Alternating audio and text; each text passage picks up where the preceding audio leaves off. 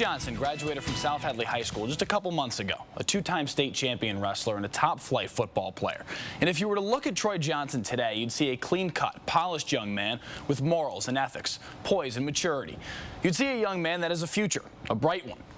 But you'd likely never believe just where he came from. Many people have overcome adversity in their lives, but Troy Johnson has overcome a few lifetimes worth, and he's just 19 years old. Troy Johnson, named the best lineman in all of Western Mass for his efforts on the South Hadley football team. Troy Johnson, a two-time state champion wrestler at the heavyweight classification. Troy Johnson, the product of a broken household, parents that were routinely absent, and an upbringing that fostered an angry young boy. My dad was never really in my life. Met him probably 3 times in my whole life.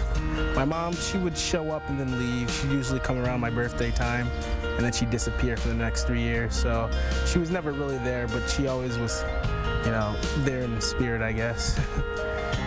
Saddled with drug addiction, Troy's parents were seldom around, leaving the responsibility of caring for Troy and his sister to the rest of the family. I lived with my great-grandmother at first.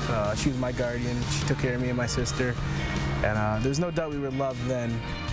To that point, Troy says she was the only person that truly cared for them. 2 days after my birthday, I just turned 7. And I remember me and my sister were walking home, and I got $20 for my birthday. And my sister asked me, "What are you going to do with that money?" I was like, "I'm going to get money for Grandma so she feels better." And it just happened that day. She happened to die that day.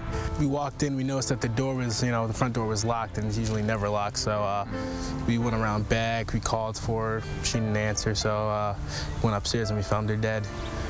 At 7 years old, Troy Johnson found his great-grandmother dead on the floor. The only person who'd ever cared for him was gone.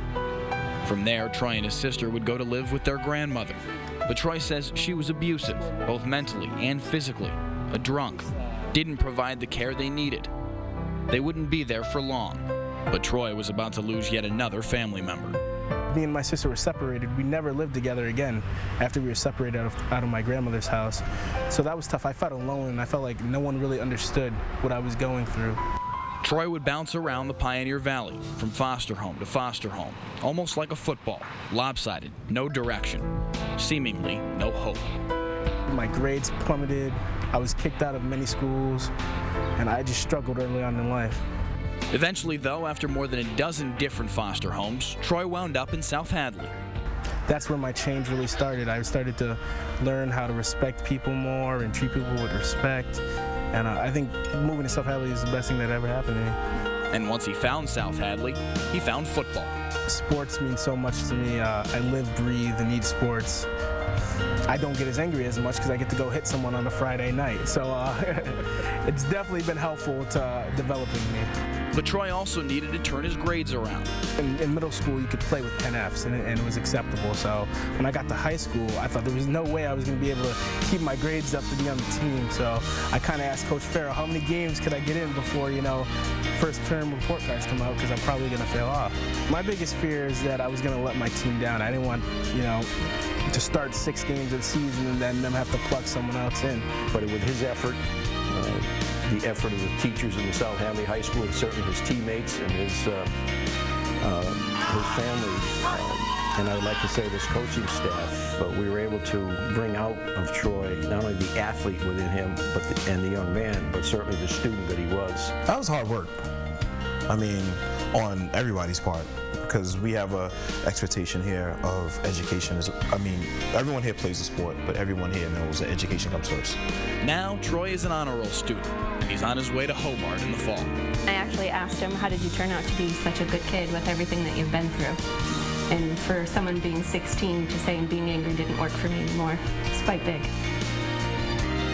But he still remembers and appreciates just where he came from. There's definitely several windows I broke around here. Definitely a lot of fights I was in.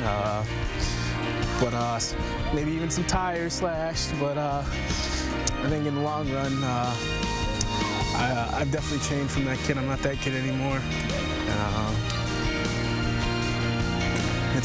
It's great to see where I am now compared to where I was. I'm not angry at the world anymore. So it just proves that you can come from a place like this and definitely make something of yourself.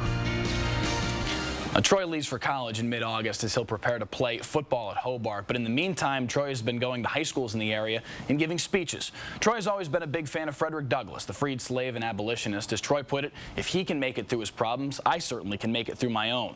And now, following in the footsteps of Douglass, he's sharing his message with others, with high schoolers around the Pioneer Valley, helping them through problems of their own. Our website is always WGGB.com, and you can find us online on Twitter or Facebook. Just search WGGB Springfield. So, great story. Really good kid. Really great good story. kid. Came from an awful lot, but he certainly has come out on the positive end of it now. Yeah, so. Making something great of himself. Absolutely. Good story, Mike. Thank you, and stay with us. We'll be back in just 2 minutes.